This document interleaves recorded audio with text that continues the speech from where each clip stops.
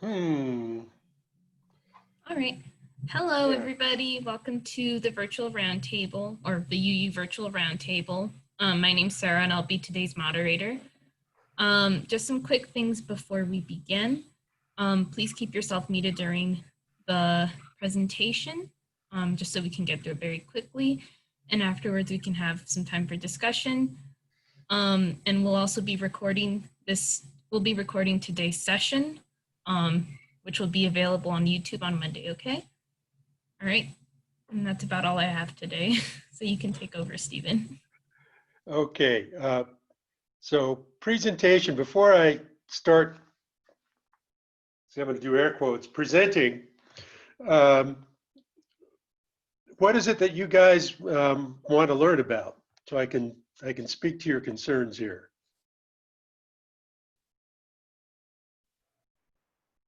Just feel free to jump in.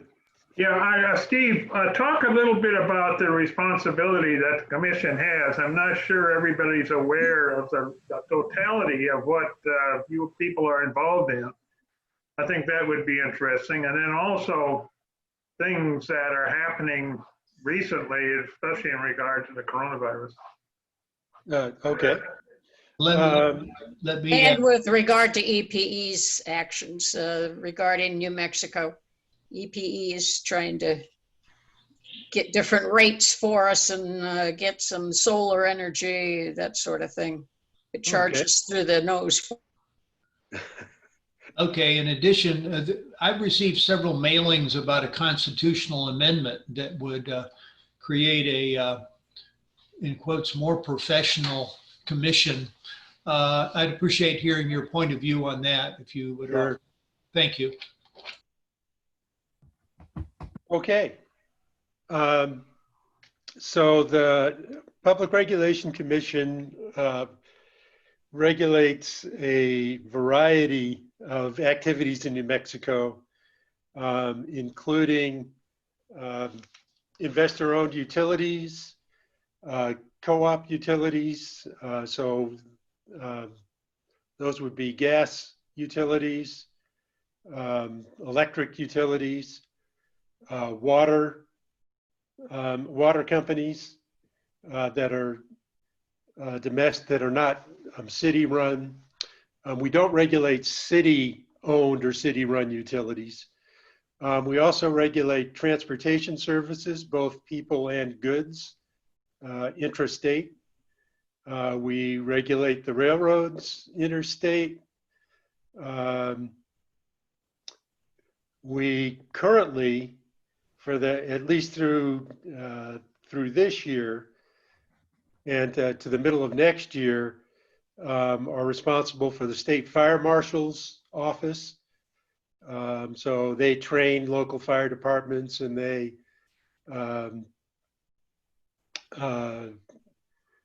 do investigations into arson and other fire events. In the past, we were also responsible for corporations. So it was back in 2000, around the year 2000, that a couple legislators got mad at a few folks who were running various regulatory agencies and decided to consolidate them all into one under the Public Regulation Commission, which basically turned out to be a bad idea because the scope of responsibility is just much broader than a group of commissioners can really delve into in a professional way. So right now, we're kind of in this gradual shedding of responsibilities. We also used to be responsible for insurance regulation. So thank God in recent years, insurance regulation and corporations regulation has been stripped from the PRC. Next year, the fire marshals will go away. And my preference, and I think a lot of people are moving this direction, is that the Public Regulation Commission should focus on traditional utility regulation. There's a body of law and a body of process that's focused on that. And it's complex enough that that's enough for one agency to handle, and that's all the expertise that a group of commissioners should be expected to be able to handle.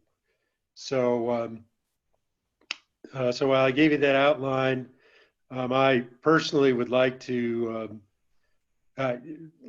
see some of those. Certainly, the fire marshal. I'm glad to see that going. I supported the shedding that in the legislature in 2019, and probably it's a good idea to shed the personal, the transportation side of things. It's probably a better place to regulate that than under traditional utility regulation. One other area that we cover is pipeline safety. So we regulate all the pipelines that carry gas, fuel, or natural gas throughout the state. So we regulate all of those safety activities, and that constitutionally is part of our job. And I think that that can rationally stay with us and make sense. So hopefully for the future, as we go forward, we'll be regulating electric utilities, gas utilities, water utilities, and that will be our primary focus, and the pipelines that serve them. And trust me, that's more than enough bandwidth for the agency.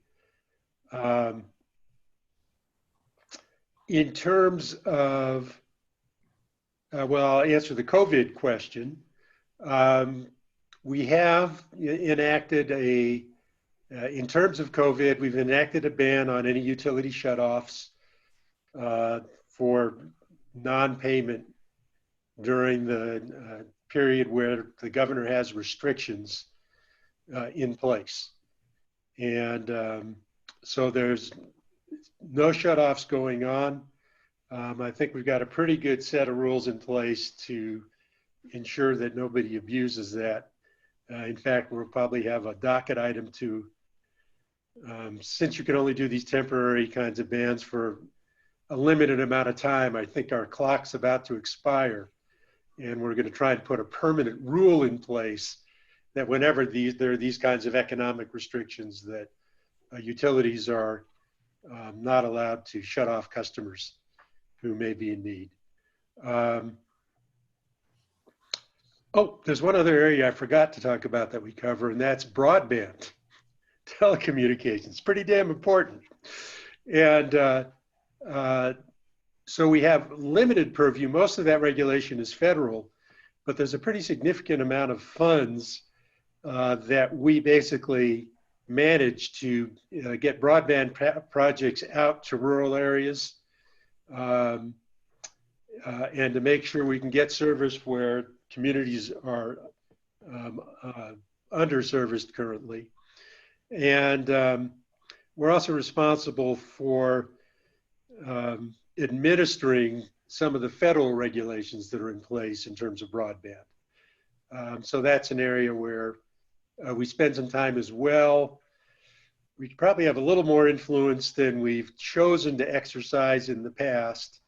And I think there's some things we can do to more efficiently utilize the funds that are available to expand service where it's either inadequate or in some cases just doesn't exist. So, and that's actually, apart from the utility regulation, I think that's the next most important thing that we do. In fact, I wouldn't even call it next most important. It's probably of equal importance. And what can I ask you, Steve? Seems to me, and I asked Jim Peets this last week, that broadband, its importance and increasing importance is similar to rural electric back before World War II. And REA was put in place, and I grew up on a farm in southern Minnesota. I'm old enough to remember we didn't have any electricity. Mm-hmm. And look, we gave it to you, and now look, we have to deal with you here in Las Cruces. Was that a good decision? I don't know. But then REA came along, and by the early 50s, 93% of the farms had electricity, and back before World War II, it was only 3%. Mm-hmm. Well, in broadband, it's, I'm glad you brought that up because it's completely analogous. The issue is when you get out to rural areas, you just have to have a lot more transmission and a lot more infrastructure to serve a lot fewer people. So it gets very expensive. Yeah. And obviously companies are loath to do that. And to the extent that they do it now, they're probably subsidized to the tune of 75%. Mm-hmm. And in fact, we've had a proposal coming from some of the broadband providers saying, well, you need 100% subsidize new infrastructure installations for us. And oh, by the way, don't look into our books or anything. Yeah. So, and it was interesting, they suggested that because the funds we have available to help subsidize them, they didn't use them all last year. We didn't get enough proposals. That's, wow. And so, they use that to say, well, okay, you got to sweeten the pot more. And this year, it turns out we've got about 4 times as many proposals as we do money. And so hopefully that'll put the kibosh on that proposal, which was just a tad bit self-serving. So, but we do need more funds and better programs. And what's really interesting about it is that in the way these programs are administered, there's minimal oversight in terms of making sure that the money's spent in the most efficient way possible. So we have, going back to rural electric, we have power lines going to virtually every home in the state, except for some on the reservations, right? There's, between the power companies and the broadband providers, they do a miserable job of collaborating in using that existing infrastructure. So they always fall back on building a whole new set of duplicate infrastructure when we could be using those existing poles and lines. And from a policy standpoint, the state and the PRC have been very, I feel, way behind the times in mandating a certain amount of infrastructure sharing and collaboration. And that's not just on electrical lines and telecom. I mean, that could apply to gas lines and other infrastructure as well. You don't always want to share because sometimes there's security and other concerns, but in many cases you could, and as a result provide these services at a lot lower cost. So the stuff that definitely needs to be worked on, and that if we leave it to cooperation between existing companies, no, they just keep blaming each other every time they don't collaborate well. It feels like at some point we need to step in and set some policies that say, you guys will collaborate, and here are some guidelines, and we can't keep paying for your inability to work together. Excuse me for interrupting, but I believe that Elon Musk, that broadband is going to be outdated very soon. He's putting satellites up that will provide internet service for people so that it can be accessed no matter where you live. You don't have to wait for lines to come out to you. There are several companies doing that, and those are low Earth satellites, low orbit satellites. So right now, the broadband you get from satellite, those are like at 20,000 miles out. And there's so much latency. Latency is basically just delay in the signal getting to you, that for many purposes, that satellite service doesn't really work. And so the idea of having these hundreds of low orbit satellites up in the air is that they're much closer and you don't have the latency. It's yet to be proven. It's yet to be shown that they'll actually be able to coordinate how all of these satellites work together. They've done a few launches, and Elon Musk is one of the companies, and there's some others as well. But like many things technological, you never know when something's going to just take off much faster than you ever expected, and when you thought it was just right around the corner and then it doesn't happen for 30 years. So we just don't know, and you don't know until you try it. And I'm sure glad Elon Musk is trying it. So we can't count on that, but we certainly hope it succeeds. Any other thoughts on that, Jan? No, not really. I just thought I'd throw it out there. Thank you Yeah. for your information too. So that's kind of what we're facing from a regulatory standpoint. We don't quite know what to make of it yet. But I know certainly I'm rooting for it. Are you rooting for it to the point where you say, let's not worry about broadband yet? There are some urgent needs that are probably worth taking care of. So again, I would not ever put anything on hold on what at this point is pretty speculative as to how it will work. But I'll give you the opposite side of the coin. You know, if I go to the power regulation that we do, a lot of people didn't figure batteries would have much impact in energy storage for another 5-10 years. And it turns out that that has just taken off much faster and proven itself much faster than we ever anticipated. And as a result, we were able to get a lot of new battery storage with not with El Paso Electric, with PNM. We've got some new battery storage with El Paso Electric. And I think there'll be lots of push to do more of that with El Paso Electric at very affordable rates for peak power usage. So that's an extremely important issue so far as solar and wind energy is concerned, is this idea of battery storage. Seems to me that in New Mexico here, if we had decent battery storage, you wouldn't need any other source. Well, yeah, we still got a long way to go. So battery storage is good for handling peak power concerns. It's good for dealing with emergencies and for grid reliability. It can save us a lot of money on power lines around town, in upgrading them when you, because a lot of times you'll have these areas of congestion on the electric distribution grid.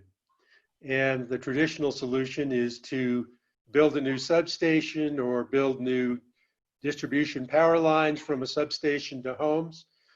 In a lot of cases, you can mitigate that congestion on the lines by putting a battery in place near a substation that will store power during some peak periods and distribute it when you needed it at those areas of congestion.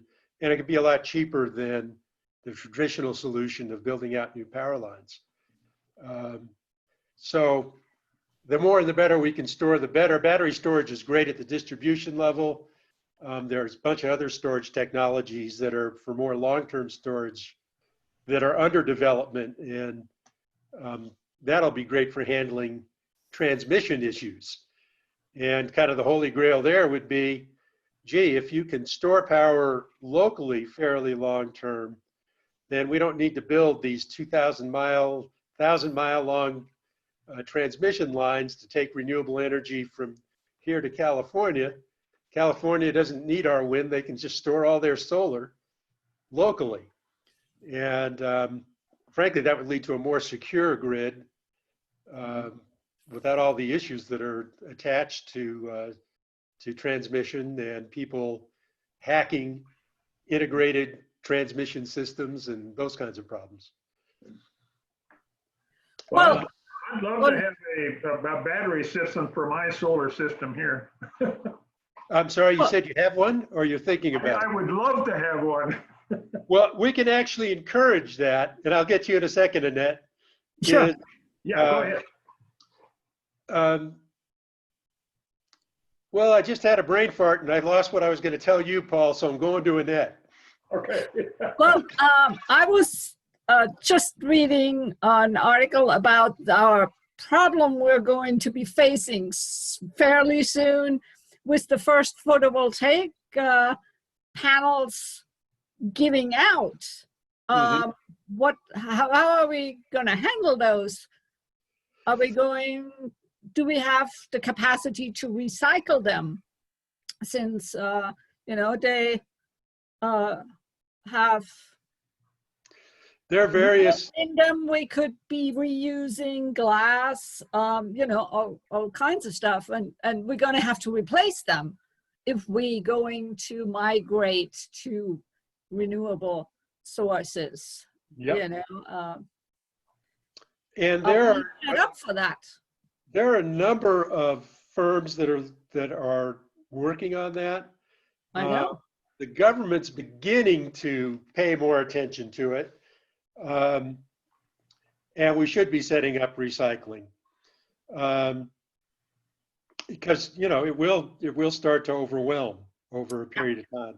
It's not super urgent in the sense that utility scale solar, most of that's happened very recently. So there's very few solar facilities that are utility scale that are about to, need replacement. Okay. But interestingly, in wind, that has happened, and it is beginning to become an issue. And there are ways to recycle this stuff. We just have to set our minds to it and do it. And you certainly want to recover a lot of the silicon and a lot of the glass. Yeah. So there are definitely components there that you'd like to be able to recycle them the way we basically recycle cars now. So, there's an industry where probably 80–90% gets recycled when you send it to the junkyard one way or another, either into raw materials or spare parts or whatever. And we need to set up similar systems. The one thing I was reading about that the French came up with half a company that is working on it right now. It recycles like 90% of the materials. They're working on upping that percentage to like 95% or so. So yeah, well, that's the cutting edge. Figuring, stealing from those guys, kind of would be a good idea.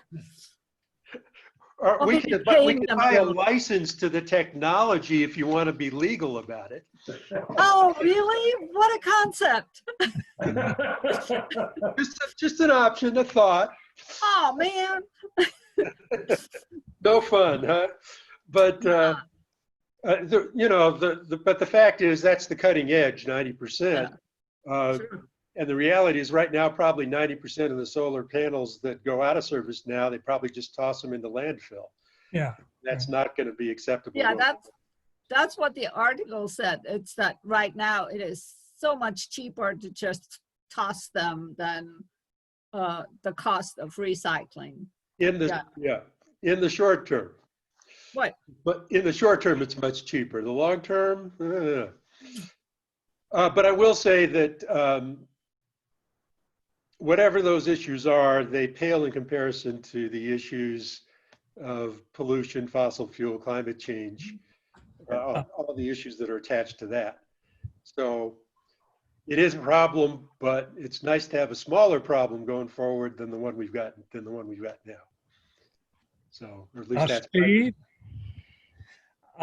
the thought that you lost was something that Paul asked, and I want to know also, when are you going to start encouraging us on individual bases to get batteries? That's what I was going to follow up on. Thank you for that reminder. There are very specific ways that we can incent and make it economical for homeowners to get batteries. And quite honestly, I'll just use, and it basically has to do with the way that you manage rates and how you charge. And so I'll just use an example of one tool, time of use rates, is that if, put it this way, utilities are always making a big deal about how we should charge folks for the cost of providing them service. Yeah.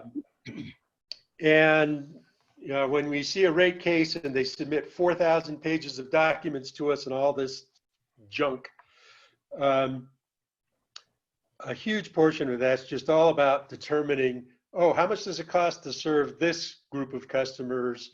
How much does it cost to serve that group of customers? And how much are we going to charge each of these customer groups on their bills? And then everyone has a food fight about, who should get charged the most and blah, blah, blah. So I find it fascinating that maybe one of the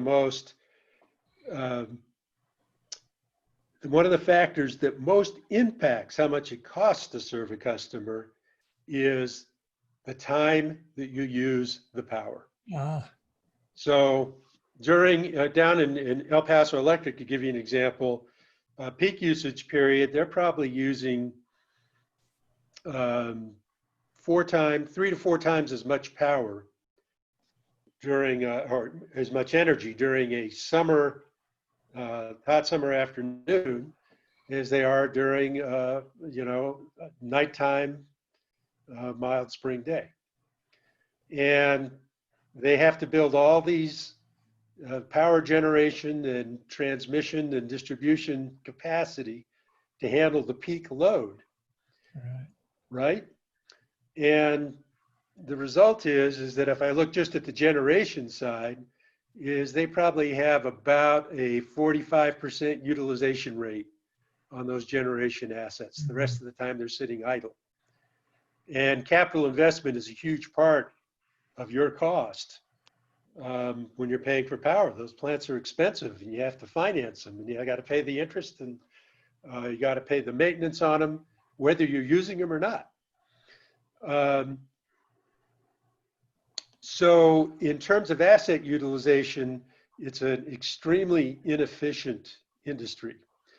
Now, if I can incent you to not use power during the peak time of day so that we don't have to, so we can kind of flatten that peak in the power use curve, then I can invest a lot less in assets and I can save you guys money. So typically the way you would think you would do that would say, okay, when people are using 4 times as much power, I should charge more for it. And that's basically a cost of service because they're using 4 times as many assets as during the least cost time of day. Well, that would also encourage those folks maybe to use their power at a different time or get a battery to store power from when it's being generated for very cheaply in the middle of the night. And then instead of pulling from the grid, pull from the battery during that peak time of day. And that would flatten the peak. It would allow you to buy energy when it was less expensive at the, at that period of less demand, and everybody wins. And battery storage is now getting to the point where that's very much an economic proposition, not all the time, but in many, many cases, and for many consumers. So if we just took the simple step of telling a utility, well, you're always worried about cost of service and you always want to set these rates at the cost of service. How come you're doing such a convenient job of ignoring this cost of service? And I have to say, challenge regulators and say, how come you've done such a good job of not considering it as well? As regulators, we really should. And so I think that if we put those kinds of price signals in place, to use an industry term, that you charge more when the demand is higher and it puts more demand on investing in assets, that starts to create incentives for business and industry and residential customers to start investing in battery storage.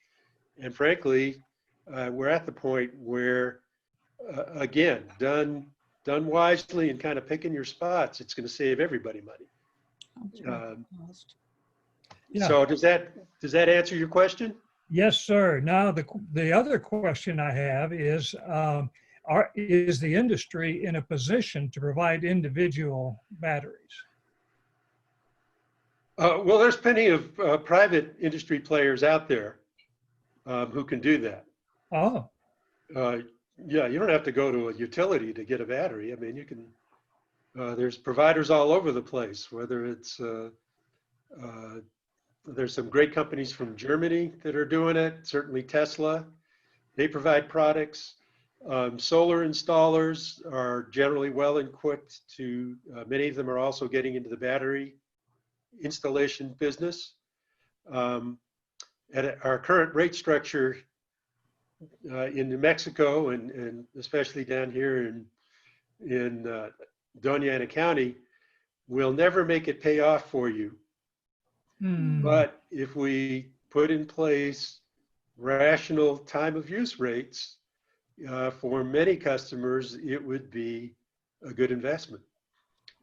So, well, yeah, this is great. I've been waiting on Elon Musk to offer. I didn't know he already had them for individuals, so I got to go check them out now. yeah, no, they're out there, and there's some that are kind of longer term investments. There's some Tesla batteries that run fewer cycles, but they're a lot cheaper to buy up front. They might wear out on you, but when it wears out, that might give you a chance to buy into the next generation of technology rather than investing in a longer lasting battery now. So, you know, there's some choices to make. But again, particularly for people who crank up the air conditioning during the summer, Yeah. if they want to keep doing that, a battery can be a very good investment. Wonderful. Anybody else have some comments or questions? Oh, okay. I'm wondering if Steve is going to run for re-election. Well, before I get to that, answering that question, let me get to the question that was asked about the ballot initiative that's coming up. Because if that ballot initiative passes, there won't be another election.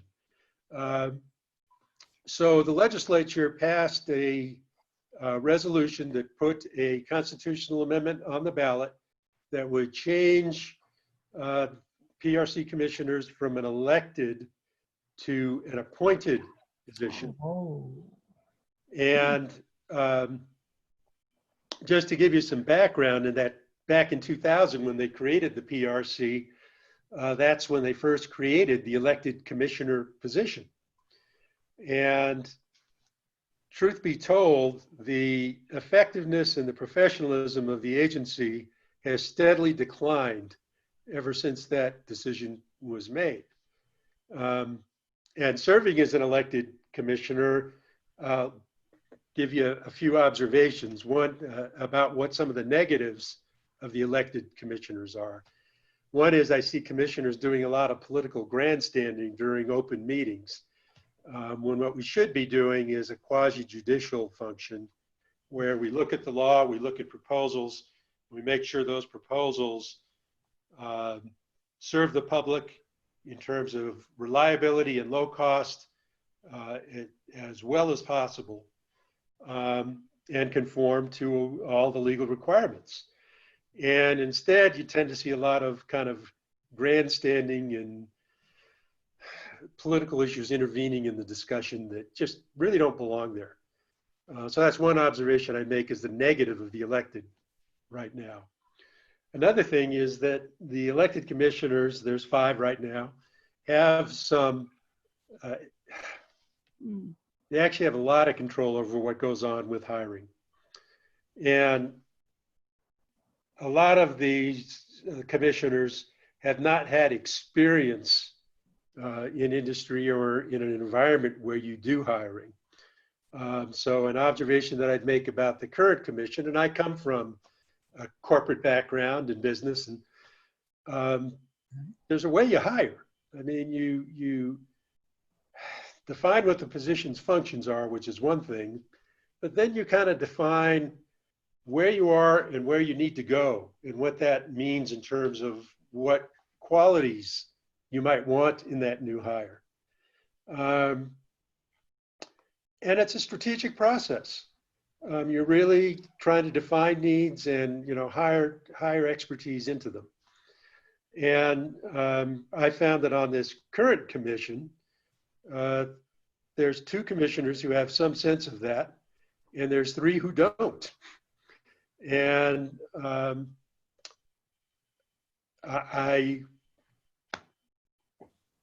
going to ask Jim. Jim, am I allowed to swear here for just a second?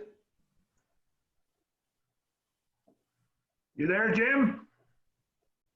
Maybe he doesn't have. I'm muted, but yes, absolutely, you can swear. Okay, so it's kind of a shit show. I wanted to ask an authority here. Is that if you don't know how to hire, you tend to do a pretty bad job of it. And with 5 different commissioners with 5 different views who don't have professional management experience, there have just been some really awful hiring decisions, and we've passed up on some terrific talent that could really help us get from where we are to where we need to go, and brought in people who basically somebody's friend. It's really upsetting to the staff because you have 5 different commissioners, and staff is always worried about which commissioner is going to be mad at them and how are they going to get punished? Are they going to get fired? And one of the first things that happened when I came into the commission is 3 people got fired. One who deserved it, one who was actually an outstanding performer, and you know, if we put him in the right function, should have stuck around, but got fired anyway. And a lot of it was personal vendetta, a lot of it was rumor, a lot of it was misunderstanding, but that's what the commission did. And so anyway, my feeling is, from a staffing and professionalism standpoint, the current elected commission is doing a miserable job with building the kind of resources and expertise that can really serve the public well. And that's continued to go on since the year 2000 when we first went elected. The third thing about the whole elected process is it does take a lot of time from your job responsibilities. Running for office is a time-consuming deal, and you're raising money, and to a large degree it invites a certain amount of corruption. So my predecessor took all of his campaign money from corporations that work in the utility industry. It was legal. They weren't the utilities we actually regulate, so there was some degree of separation, but many of these folks were contractors for utilities that we do regulate. And my opinion is we shouldn't be taking money for anybody who's involved, and that includes contractors of the major utilities. That's still, in my mind, a conflict of interest. And that's the kind of stuff. Pardon? In the history of studying economics, going way back when I started, that's a long known tradition among regulatory commissions. To a large extent, they're beholding to the people they're regulating. I mean, that's just common. Oh yeah, that's called captured regulatory agency. Yeah, that's a long-standing tradition. Yeah, anybody that studied the regulatory industry knows that. Yeah, and it's true of the PRC. Yeah. Although, you know, I will say, you know, people a lot of times think of it as planned capture, that people on the regulatory schemed. What I tend to see is that people are captured, but they don't know that they're captured. It just never occurred to them. Now, has it been planned out and thought through thoroughly by the people we're regulating? Oh yeah, they've got it all mapped out. But a lot of these elected commissioners in particular, it just doesn't occur to them. That the processes that they're following, how much they've been bastardized to serve the interests of the folks that you're regulating. Right. And I find it's a constant struggle to point out to people how tilted the playing field really is and how the regulated entities have basically gamed the rules in their favor. Yeah. And so much of the commission's job, in my opinion, shouldn't be deciding what the rate case is or deciding it should be putting the rules in place so that if our hearing examiners and all of the interveners adhere to the process, that it will give us a fair result. And to me, the largest focus of the commission should be how do we set up a fair playing field? And if we do that, then it should be very seldom that we need to modify a hearing examiner's decision, because our hearing examiners are they're all lawyers, and they're probably the most professional folks in the organization. And with minor exceptions, my feeling is they're prepared to do a good job if we just set up the process to enable them to do a good job. And that's the commission's, to me, primary function. Any other comments or questions by folks? Well, I'm still wondering if Steve is going to run for re-election when he comes up, because my own view of the PRC is that it's been a disaster until he showed up on the scene. Well, so I'll say two things. I didn't totally close the loop, but you probably got the sense that I think there's good reason to go to appointed. There are some safeguards built into the new appointed process, and it really ups the qualifications required of commissioners, and it takes you never totally get rid of the politics. You just do as best you can, but you can at least start to minimize the amount of extraneous. Well, the current system is insane, because there aren't enough people interested in it in the voting process. You run separate elections so that it becomes impossible to not be captured in some interest group or by some interest group. And so the solution is to professionalize, certainly. Yeah. So, and voters oftentimes, most voters, when they vote for a PRC commissioner, they have very little concept of what the job is and what they're doing. Well, people choose not to vote on it. I mean, look at how many people vote. Mm-hmm. No. So anyway, my in answer to the question is that I actually support the constitutional amendment in the resolution.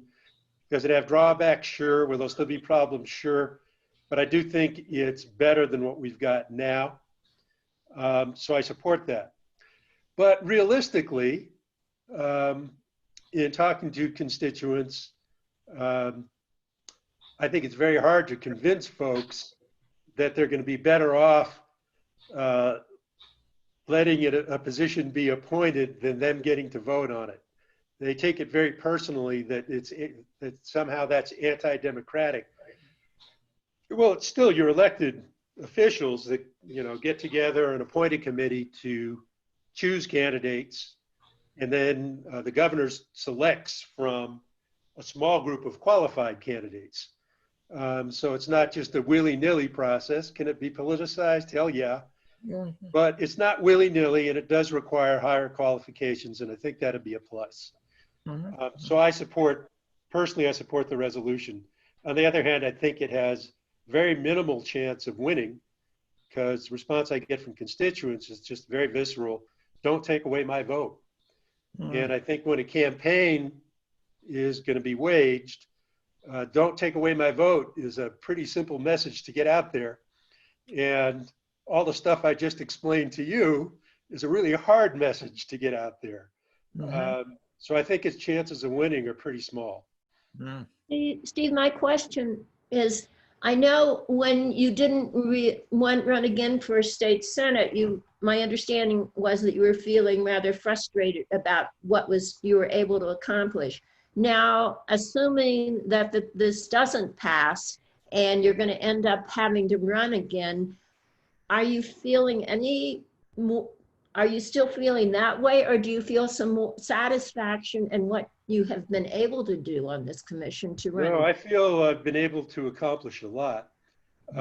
We've got a 5-person commission, and there are 3 commissioners who will vote against almost anything that comes out of my mouth. So if you get to the voting part of what happens there, you know, they just want to look backwards. I mean, the future is scary to them, and they just want to look backwards. On the other hand, I've forged some very good relationships with hearing examiners and the staff, and it means that I get to have enough time that I spend with them, and they respect my knowledge enough that as dockets come up and as issues need to be considered, I have lots of influence on what issues get considered, how they're considered, and what things we need to get from that whole docket and hearing examining process that we need to make decisions on. So I have a ton of influence on how the issues are framed when they come to the commission to be voted on. So, you know, you can look at the votes and go win, lose, da, da, da, da. You'll see a lot of stuff that we've ended up voting 5-0 on the commission about. And a lot of that's been the result of the work that I've been able to do behind the scenes to set up that the decision gets framed the right way. Yeah, that's the most important part. Pardon? That's the most important part. You know, how it's framed determines the outcome.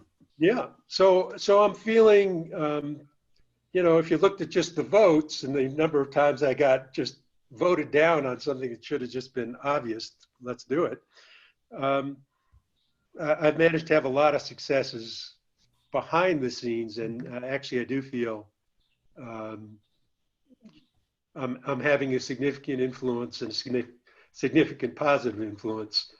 Of course, after I'm out of office, some revisionist historian will change that whole story, but nothing I can do about that. But that's encouraging, though, to know that you're feeling that you are accomplishing. Yeah, and it's just finding this is an area where I feel like I know the levers to pull and push, and that I can get to them, and I think it's paying off. Good. Yes. How big is the overall staff for the PRC? You mentioned hearing examiners and all sorts of other things. It's about 170 people. If we get it focused on, if we focus just on the utility regulation side, it's probably closer to 35 people. It probably should be about 50 people to do good utility regulation where we really have time to, you know, thoughtfully dig into the issues and proactively plan for the future. So. Thank you. I want to bring up the issue of the change in ownership at El Paso Electric. I understand it's being bought, it's already bought by infrastructure investment, IIF in other words, but they're controlled by J. Morgan Chase, which is a Wall Street firm. And I get nervous. J. Morgan Chase, the largest bank in the US. And I have seen too many cases where they said, well, we'll just bankrupt that company, take the money out and move on, kind of a thing. So I'm concerned about that kind of possibility with El Paso Electric. So to give you a few details on that, the transaction obviously was approved. First of all, the entity, the JP Morgan entity that they don't call themselves the owner, but Come on. they're you know, theoretically Yes, they are. the pension funds and that invest in this fund are theoretically the owner, and that's what they keep saying. But, you know, in reality, it's JP Morgan running the show. Yeah. But the fact that the fund is set up to serve pension funds and large institutional investors means that they're not quite as free to engage in the shenanigans you just described. Well, I'm glad to hear that. So it's just the nature of the investment entity that that purchased EPE that's the case. Can they make some really awful decisions? Yeah, but from a regulatory standpoint, we still retain full control because essentially there's a holding company that might make the bad decisions, but at the PRC, we still have the same amount of control over purchase of generation assets or transmission assets. We still have the same control over setting rates. There's a firewall in the finances that essentially this was a leveraged buyout deal. No matter what else they called it, it was essentially a leveraged buyout deal. Yeah. They got a holding company that collected some debt that bought the company. And so the debt is not on EPE's books, which is good. But it's on the holding company's books, and that's where the leverage is. And so the bottom line, we feel it's pretty darn protected. My first instinct was to be very suspicious of JP Morgan. And when they had the hearings, I personally sat in on those hearings, and our hearing examiners are used to utilities. They're not really used to transactions, buying and selling businesses, and that kind of stuff. And actually, that was my background. Part of my corporate background was doing that. So I sit in that hearing, and I probably did 3 to 4 hours of questioning about corporate structure and you know, what would happen in various circumstances. And a number of things. And one of the things that came out of that was that we added to the deal from the commission level a guarantee that whatever they decided at the federal level, regulatory level, that for all purposes of regulation in New Mexico, all transactions between El Paso Electric and any other JP Morgan entity had to be treated as arm's length. And that in no way could JP Morgan escape its responsibility for maintaining those arm's length relationships. So it turned out to be fortunate because at the federal level, they didn't impose any of those restrictions at all. Wow. So, you know, we did manage to get that done here at the local commission level. And that put into place, I feel okay with this deal. You know, they threw in some sweeteners. I think we retained all of our regulatory authority. And I think El Paso Electric was at less than 3% renewables, solar. And here we are in perhaps one of the best, cheapest solar energy places in the country. Not only because we have great sun, but also because you don't have to spend a lot of time mowing down weeds between the panels. Right? You don't have stuff, the maintenance is less, the costs all around are a lot less. And that EPE couldn't manage to find a way to have solar energy tells you how backwards the management was. Yeah. And, I think my feeling is JP Morgan, it's impossible for them to do worse. And in fact, they have started to do some shaking up of the management team that I think will get it a little more forward looking. And so I don't think we've taken on any new risk, and I think we've gotten some sweeteners. And I think we're going to come out okay. You have full access to their books and their accounting and that sort of thing? Absolutely. Yeah, because that's key. That's key. We haven't lost any of that at all. All right, we have about 5 minutes left. So does anyone have any other questions? I'll ask a question of Steve.